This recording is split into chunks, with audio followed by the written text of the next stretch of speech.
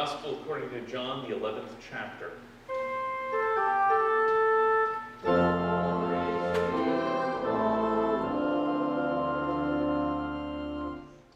And when Mary came to where Jesus was and saw him, she fell at his feet, saying to him, "Lord, if you had been here, my brother would not have died." And when Jesus saw her weeping, and the Jews who had come with her also weeping, he was deeply moved in his spirit and greatly troubled. And he said, "Where have you laid him?" And they said to him, "Lord, come and see." Jesus wept. So the Jews said, "See how he loved him." Some of them said, "Could not he who opened the eyes of the blind man also have kept this man from dying?" Then Jesus, deeply moved again, came to the tomb. It was a cave, and a stone lay against it. And Jesus said, "Take away the stone." Martha, the sister of the dead man, said to him, "Lord, by this time there will be an odor, for he has been dead for 4 days." Jesus said to her, "Did I not tell you that if you believed, you would see the glory of God?" So they took away the stone, and Jesus lifted up his eyes and said, "Father, I thank you that you have heard me. I knew that you always hear me, but I said this on account of the people standing around, that they may believe that you sent me." When he said these things, he cried out with a loud voice, "Lazarus, come out!" And the man who had died came out, his hands and feet bound with linen strips, and his face wrapped with a cloth. And Jesus said to them, "Unbind him and let him go." The word of the Lord.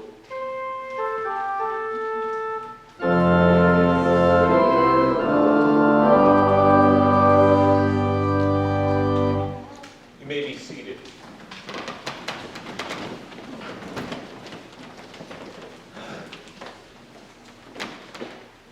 This particular passage, of course, is a favorite amongst people, especially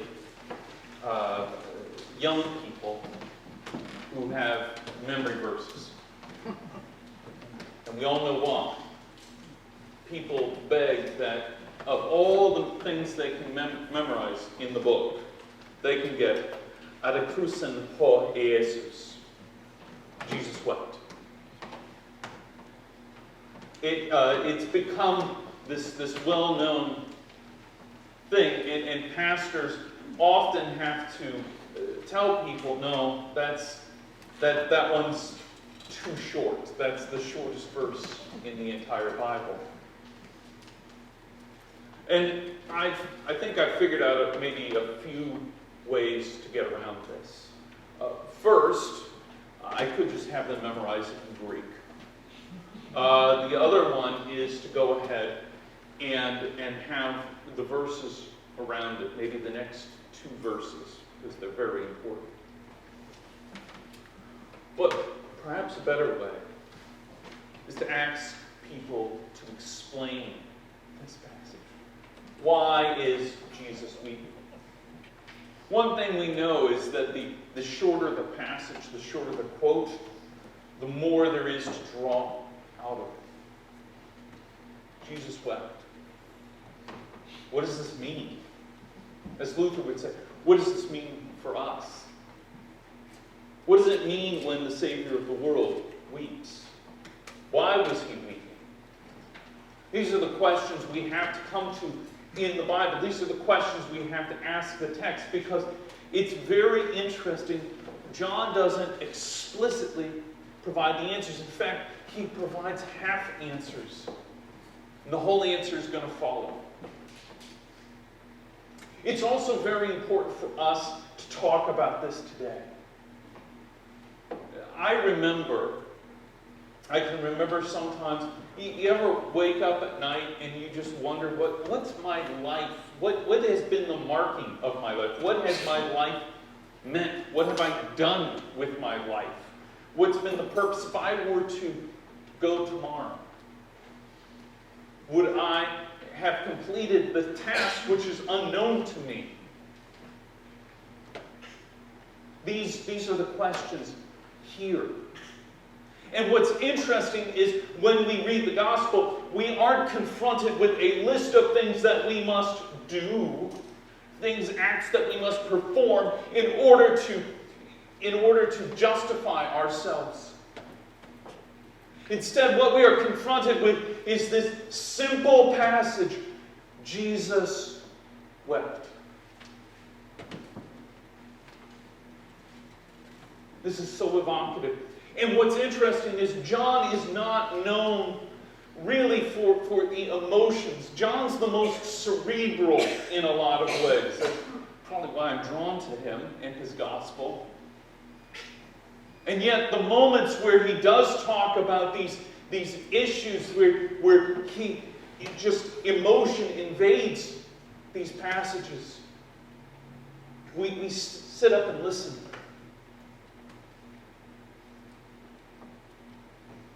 It was very tempting for me to preach on the Isaiah text or the Revelation text. Many of you know that in talking with me, a lot of times Revelation chapter 21 will creep up in my vocabulary. It's because that's the end of the story. You know, it's nice.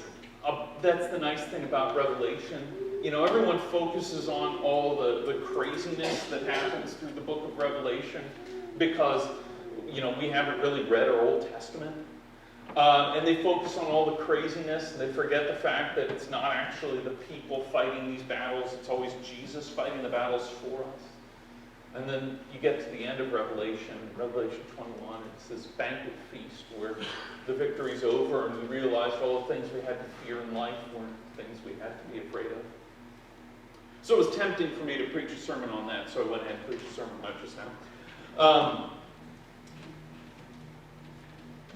I think this passage, though, here in John is important for us, especially on All Saints' Day.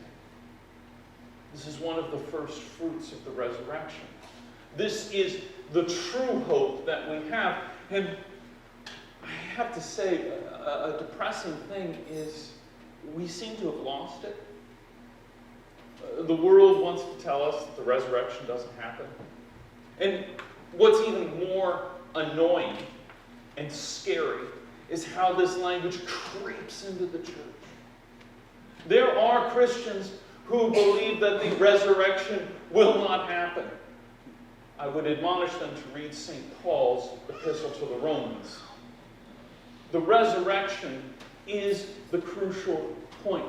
And what's interesting here is in this passage, Jesus confronts our doubt in the resurrection. This is why Jesus wept. Let's focus on three explanations about why Jesus wept. One is friendship, one is failure, and one is the feast. Friendship, failure, or the feast.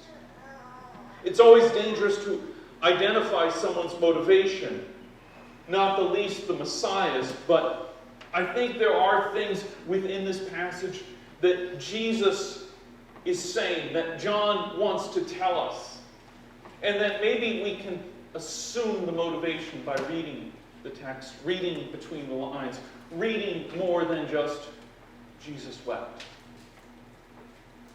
Now, the gospel picks up with Jesus learning that a set of close family friends were dealing with a crisis. What's interesting is that Jesus is being asked to go and participate with them. Martha and first a group of friends from Mary and Martha come and say, hey, your friend Lazarus is ill. We need you to go be with these people. And Jesus says, I can't. I can't. And keeps on moving. Finally, he states to his disciples, now it's time to go. Lazarus is asleep. And they, of course, say, well, if he's sleeping, that's good for him. You know, that rest will do him some good. He says, no. He's passed away. He's dead. But I'm going to wake him up. What's interesting is the disciples' unbelief, and yet they follow. Reminds me at the end of Matthew 28, when it says they believed and they doubted. They believed and doubted. We do that too. Thank God that that is not the root of our hope, is our ability to muster our own faith. So Jesus goes back. And what's interesting through this is you get this sense that people have accepted that death is the end of the story throughout this whole passage. And it's hard.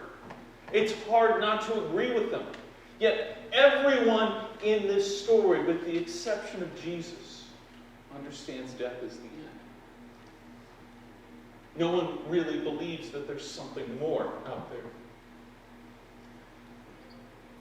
All around him think Lazarus is ill, but only Christ knows the extent of his illness, and that it will ultimately lead to death, which is also a very interesting thing to note in the passage. Jesus is the only one who knows what is going to happen first, death, and then what will happen after that. Christ has a decision. And there are three options in front of him. The first option, of course, is that he goes back and he participates in the grieving, which is really the only thing that the neighbors can accomplish. The other option, of course, is that he goes and he heals Lazarus, which he had done before. And we read constantly. John even alludes to that at the very end of his gospel, that Jesus just healed people. Too many to count. And that would be good if that's all that Jesus was a healer. Instead, Jesus must wait. He must wait for Lazarus to go through the wilderness in order to demonstrate that the glory of God is here and that the end really is not the end. So when we finally pick up, Mary visits him, and she starts off by criticizing Jesus for not being present the way in which she imagines he should be present. Regardless, who does he think he is staying away when they need him? How dare he not be the person they want him to be? And we criticize Mary because we know how the story ends. But if we didn't know how it ends, how can we criticize Mary? We too imagine God this way, as we see him as powerful but ultimately constrained by the limitations of what we believe. We believe so often in the finalities that present before us. The finalities of this world, which is winding down. But it is at this point that we hear that Christ is apparently overwhelmed by the situation, being both deeply moved in his spirit and greatly troubled. The Greek here, of course, is much more evocative. Here we get a sense that Jesus comes and he's a little downcast. Maybe he's got the blues. But what this means is that his stomach's in knots. He's repulsed.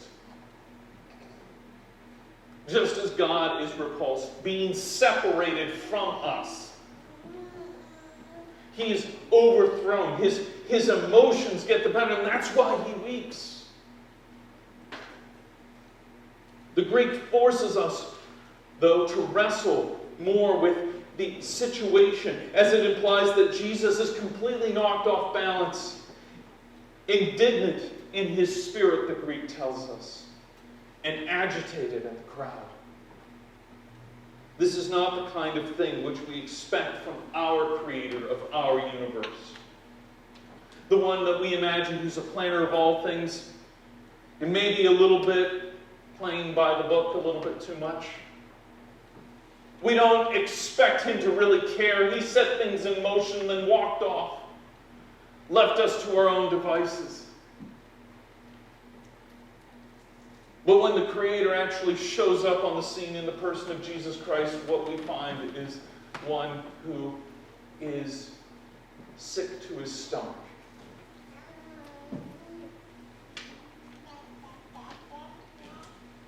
And it's because of all this that Jesus wept. Now, the first group is partially right. I love the explanations of the crowd here. They are partially right. They say, see how much he loved him. One has to imagine that God feels this way with the loss of everyone. Rebels and traitors that we may be, as well as those who accept an identity as God's children. He also mourns those who reject that opportunity. Sin and death are not just pain, which is felt by humanity and by us alone, but it is a pain of separation that God feels. And God had never wanted to experience. And yet, to truly love us, he had to let us be free to choose him. Yet so many people imagine that God's ability to let us accept or reject his love is a show of kind of powerlessness, which just shows how little we understand love. We think that love is coercive. We think that love is a power play, like the line from Citizen Kane, here's to love on one's own terms, the only love we ever know. God's love is so powerful that it is willing to become weak for us, to allow us to walk away from it. Because when we find that we are loved, that opens up the doors to eternity. So the second group, thinking about the powerlessness of God, states, could not he who opened the eyes of the blind man also have kept this man from dying? Luther put it very well. Could this guy who had made the blind man see, not see that this man was dying? Where is this loving God in the midst of this tragedy? It's easy to be blinded by what is in front of us and not see the big picture or how things could be better. There was always a temptation for Jesus to simply be part of this story in the world, the story of the world filled with death and mourning and separations of goodbyes. But Christ's mission and calling was to lead the people out through that story of separation and into an older and better, if forgotten, story. The story of God dwelling in the midst of his people. The story of God leading them across the waters of separation. The story of God walking in the garden in the afternoon. And so this culminates in the third reason for why Jesus wept. Christ knew there would be a cost in order to bring God's people before the great banquet feast. I love this phrase. He gets there and he prays to God. This is interesting because it foreshadows his conversation with God in Gethsemane. He knows what's about to happen. He knows as soon as he utters what happens, as soon as he makes known that he is the resurrection and the life. Not just that he says it, but he makes known demonstrably that he is. He knows that the knives are coming out. Most people who read the Gospel of John, they say this is the passage. This is the part And you notice the very next passage is when the religious leaders, the political leaders, the leaders of the world, everyone, and our own human hearts who just go along with it say, well, better for one man to die than have to deal with the resurrection. Have to deal with the fact that this life isn't all there is. We're comfortable here. We're comfortable in the shadowlands, in the lands of death, in the lands of sin, in the lands of separation. Comfortable here. It's uncomfortable knowing that there's going to be a great party. I'm not a party goer. It's scary a little bit. You read Revelation and it's a loud Mardi Gras going on all the time in front of the throne room of God. And yet that's the promise. And I guess we're all going to have to get used to it. But Christ knows there's going to be a cost. And he shouts with a loud voice, and this is interesting because the Greek, of course, for voice is a sound. And it can be a loud sound. So he shouts with a loud sound, which makes us think of Revelation and the last trumpets, when the trumpets are blown and all the dead will rise. This is it. This is the foreshadow. And he says with a loud voice, Lazarus, come out. I'm not much of a shouter, so I'm not going to do that. Lazarus, come out. Not long after this event, we are told that the leaders decide to kill Christ. Not in spite of, but because he is the emissary of the author of life. And that is a threat to a world in denial of its own mortality. Christ is threatening. Christ is threatening. The world is not all there is. You are not the sum of all your deeds. Like me, lying awake, staring at the ceiling, wondering if I've done everything. It doesn't matter in the end, because Christ has declared, come out, rise up.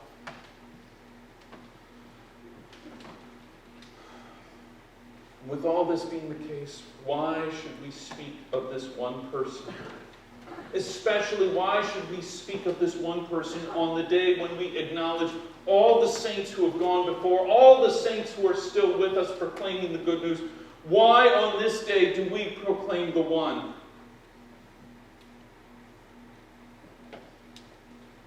It's because Lazarus' story is our own story. Lazarus' life was over. He couldn't choose whether to live or die until someone commanded him to get up and get out and get on the move, because death was not the end. It is the story of a life giver who weeps over the loss of his friends and our denial through failure and fallenness to fully accept this. But it is ultimately the story of reunion at the banquet feast of the Lamb, though Jesus weeps because he knows what it will cost. The story of the saints is not about us. It is not about what we do. It is not about what we accomplish. It doesn't matter how good you are. It doesn't matter what deeds you've done. All that matters is when he says, get up. On the last day, you get up. Instead, what the point of being a faithful disciple is that we have witnessed in our own lives that the dwelling place of God is with human beings at the entrances of our empty tombs, calling us forward to lives where the tears have been wiped away at the end of all things, the pain is gone at the end of all things, and death is the only one that is pushing up daisies. And it's good to remember, for all the stories, and all the words, and all the futile promises that come to us, it's good to remember that maybe our neighbors need to hear this too. It's good to remember to tell them, hey, I know someone who says this isn't all there is. What good news that is. Amen.